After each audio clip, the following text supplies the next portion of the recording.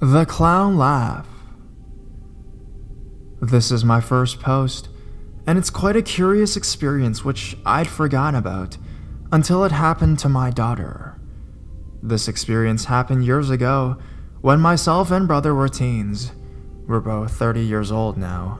In the summer months while we were enjoying our time away from school, in mom and dad's back garden, messing around. We were outside, and the dark clouds came over, and we knew that it would be getting a thunderstorm. At that time, we were both scared of thunder and lightning. Anyway, every time just before the storm rolled in, we would always hear someone laugh, but not in a normal way. But it was like, the only way I can describe it was what you would expect a clown laugh to be in a horror movie. So we always ran into mom and dad, and they would say it was just somebody messing around, and they would try to persuade us to go back out when the storm went away, but we always refused. Years have passed since these incidences, and we've forgotten about them, until a month or so ago, when my daughter, who was in her bed, started shouting for me. I went into her room and asked her what was wrong, and she said, "Daddy, are witches real?" I told her, of course not. Why would you ask me that? And she said, "Because I heard a witch laugh outside." And of course, that night, we had a few rumbles of thunder. I'm not scared, but curious, could these incidences from my childhood be connected in some way to my daughter?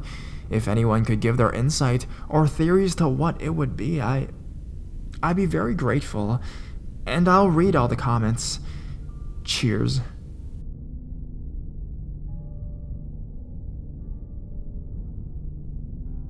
Ghostly Clown. This happened about 20 years ago, when I lived in Finchley, northwest London. I was living in a flat near Staples Corner with my 2 children. I was in temporary accommodation, and the block of flats were circa 1920s. I was in bed one evening when I heard people chattering and glasses clinking. I looked towards my open bedroom door and saw people miling around and, daft as this may sound, walking out of the toilet and walking past my bedroom door. I remember one lady was dressed in a lovely tight-fitting Peltro blue 1940s dress. Among them was this tall person dressed as a clown. He moved strategically through the people towards my door, stopping to pose in funny positions every other moment.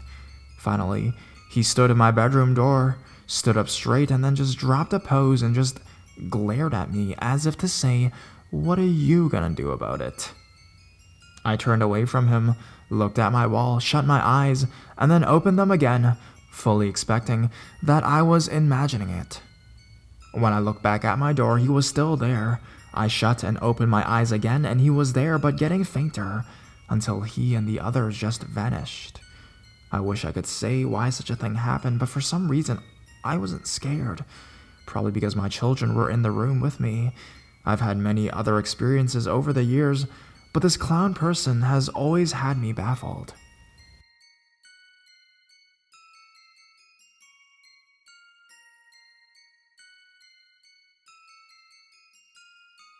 The Clown. This following story contains an experience that one of my closest friends had back in America. My friend's name is Michelle. She used to live in Kansas with her parents and her 5-year-old brother. They had a very big house in a nice but quite detached neighborhood. Nothing wrong had ever taken place in that particular area, until one day when Michelle and her parents decided to go out for dinner. Because it was very late at night, her parents decided to have a babysitter take care of Michelle's younger brother, Nicholas. While the 3 of them were having quite a nice time at the restaurant, her father's cell phone rings. As Michelle had told me, the person calling her father was the babysitter. She was asking him, using a tremulous tone in her voice, whether she should cover the clown's sculpture in Nicholas's room or just remove it outside because she claimed it was scaring the boy. Michelle's father was too shocked, replying to the woman that they did not have a clown sculpture in their house.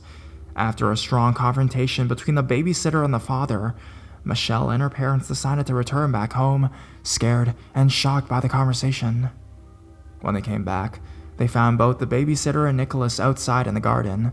When Michelle's parents demanded to know what had happened, the little boy started crying, while the woman was too scared to answer. Michelle and her parents entered the room and went upstairs to the boy's room, in which the babysitter had claimed to have found a clown sculpture, but nothing was there. Even though my friend claims that both of them, her brother and that woman, were scared to death like they had seen something. A few days later, Michelle's family decided to let the neighbors know about that incident. Imagine how stunned they were when one of the neighbors, named Mr. Samuel, verified that something similar had happened to his family as well. According to his sayings, there were nights when he would feel that someone else was in the family's house.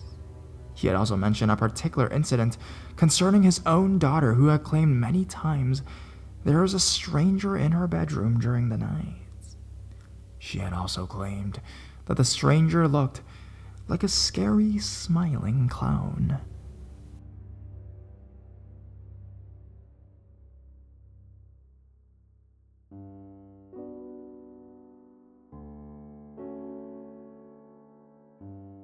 Grandpa Ignatius, the clown.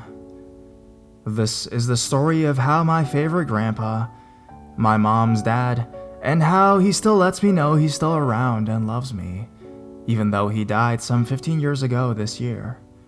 Due to the overwhelming tears with my prior stories, I am issuing a tissue alert.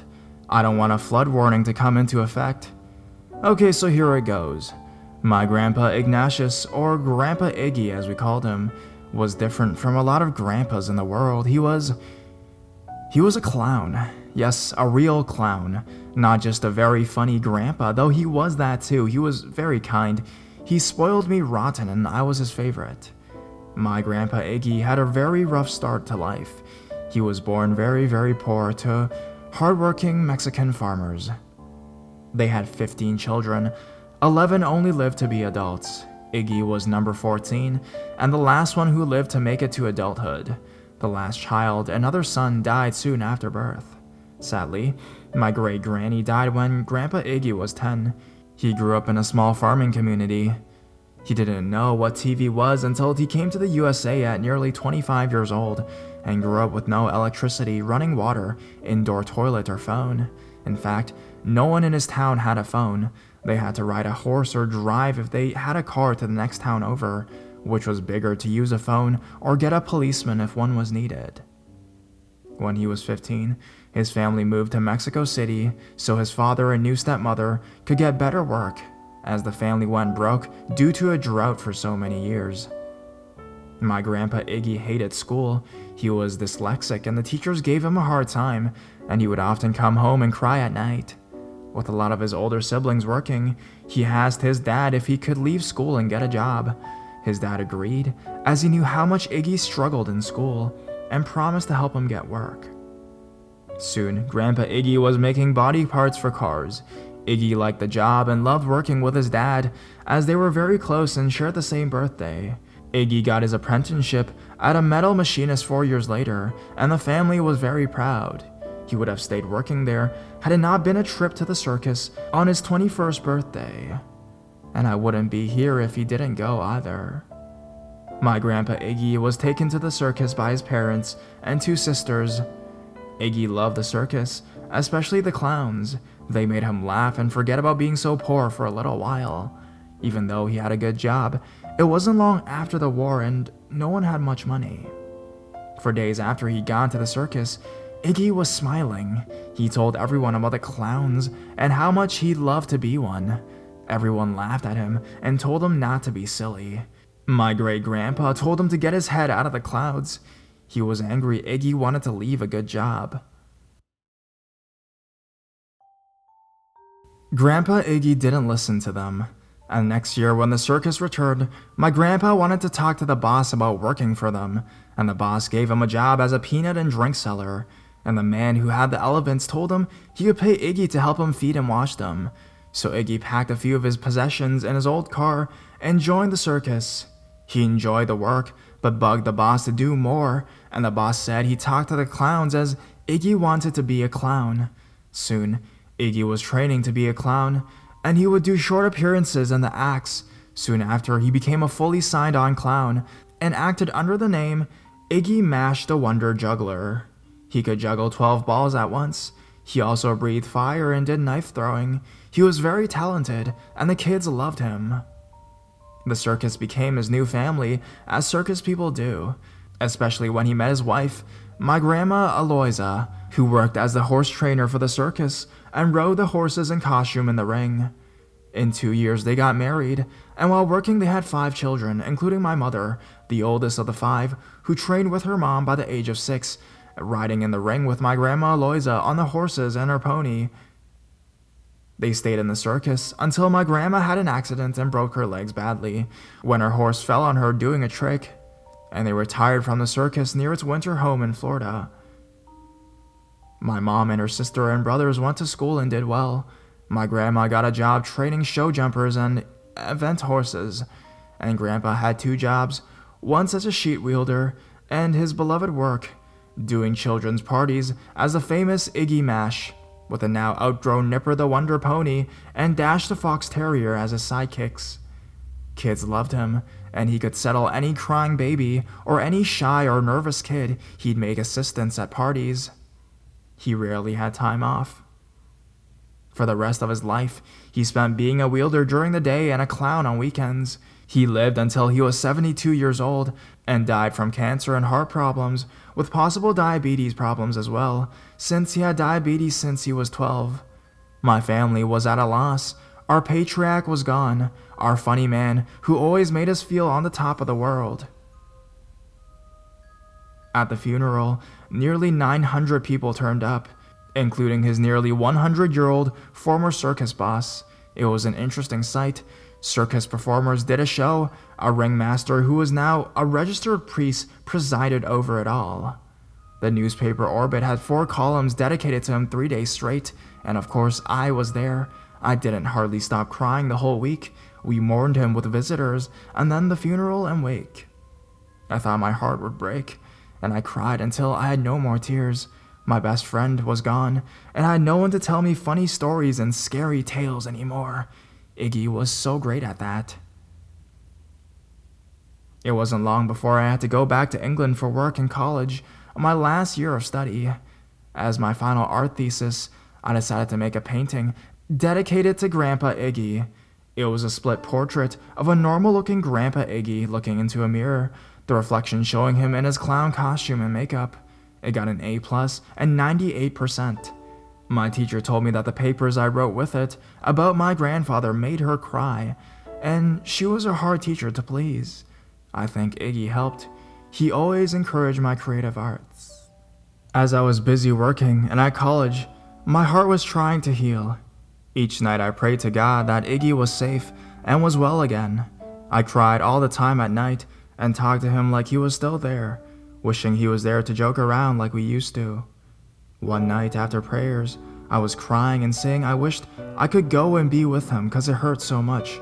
I was sitting on my bed in the dorm and had a photo of him in a frame on my lap, when suddenly I heard a big loud laugh, and I could smell the grease paint that clowns use in shows. The smell and laughter floated around me for about a minute and was gone in a flash. That's when I realized the laugh and the smell was familiar. It was the way my Grandpa Iggy sounded and smelled when he was doing a show. He had obviously heard me crying in his own way. The way I noticed him the best. Let me know he was okay. For the next week, every night just before 11 p.m., for a few seconds, the same laughter and grease paint smell would turn up, float around me like he'd run around me in a circle and was gone. By the end of the week, I stopped feeling so bad because I knew that he still loved me and would always still be there if I needed to talk to him. Every now and then, still to this day, nearly 15 years later, I have nights when I would wake up to that joyous laughter and the smell of grease paint just for a minute, always around 11 p.m. Thank you, Grandpa Iggy. The great Iggy Mash. Ignatius Roberto Solomon de Flores Martinez, the greatest clown in heaven. The best grandpa, too. Rest in peace. Grandpa Iggy. I'm still trying to juggle.